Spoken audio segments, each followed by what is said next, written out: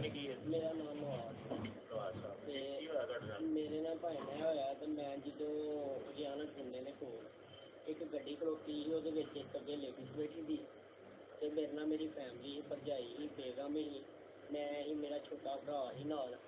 ਤੇ ਗੁੰਨੇ ਦੇ ਅੱਗੇ ਪੰਪ ਦੇ ਅਗਲੇ ਪਾਸੇ ਜਾ ਕੇ ਉਹਨਾਂ ਸਾਡੇ ਲਾ ਕੇ ਗੱਡੀ ਤੇ ਮੈਨੂੰ ਉਹਨਾਂ ਕਿਹਾ ਜੀ ਕੱਢ ਦਿਓ ਜੋ ਕੁਛ ਹੈ। ਪਹਿਲਾਂ ਮੈਂ ਨਹੀਂ ਖੜੀ ਕਰਦਾ ਪਿਆ, ਉਹਨੇ ਗਨ ਬਾਹਰ ਕੱਢ ਕੇ ਉਹਨਾਂ ਕਿਹਾ ਪੈਸੇ ਮਾਰ ਦਿਆਂਗੇ, ਗੱਡੀ ਖਿਲਾ।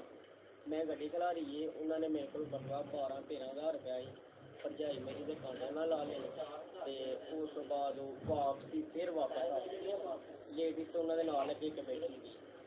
ਉਸ ਤੋਂ ਬਾਅਦ ਅਸੀਂ ਫਿਰ ਏਅਰਪੋਰਟ 'ਤੇ ਚਲੇ ਗਏ। ਅਸੀਂ ਕੋਈ ਕੰਮ ਹੋ ਉਹਨਾਂ ਨੇ ਤੁਹਾਨੂੰ ਕੋਈ ਮਾਰਿਆ ਸ਼ਾਰਿਆ ਤੇ ਨਹੀਂ ਨਹੀਂ ਬਦਤਮੀਜ਼ੀ ਇੱਕ ਕਰਨ ਲੱਗਾ ਜਿਹਦੇ ਕੋਲ ਗਨ ਨਹੀਂ। ਅੱਛਾ, ਉਹਨੇ ਦੂਸਰੇ ਨੇ ਕਿਹਾ ਜਦੋਂ ਉਹਨੇ ਤੈਨੂੰ ਸਭ ਕੁਝ ਦੇ ਦਿੱਤਾ ਤੂੰ ਬਦਤਮੀਜ਼ੀ ਕਿਉਂ ਕਰੇਂਗਾ? ਕੀ ਤੁਹਾਡਾ ਗਿਆ ਕੀ? ਸਾਡੇ ਇੱਕ ਕਾਂਡਿਆਂ ਦੀ ਜੋੜੀ ਗਈ ਹੈ ਤੇ 12 ਤੋਂ 13 ਹਜ਼ਾਰ ਰੁਪਇਆ ਗਿਆ, ਲਾਇਸੈਂਸ ਗਿਆ ਤੇ ਸ਼ਨਾਈ ਕਾਰਡ ਗਿਆ। ਲਾਇਸੈਂਸ ਤੇ ਸ਼ਨਾਨੀ ਕਾਰਡ ਕਿਹਦਾ ਸੀ? ਮੇਰਾ ਉਹ ਡਰਾਈਵਿੰਗ ਲਾਇਸੈਂਸ ਸੀ ਤੇ ਸ਼ਨਾਈ ਕਾਰਡ ਮੇਰਾ ਗਿਆ। ਚਲੋ।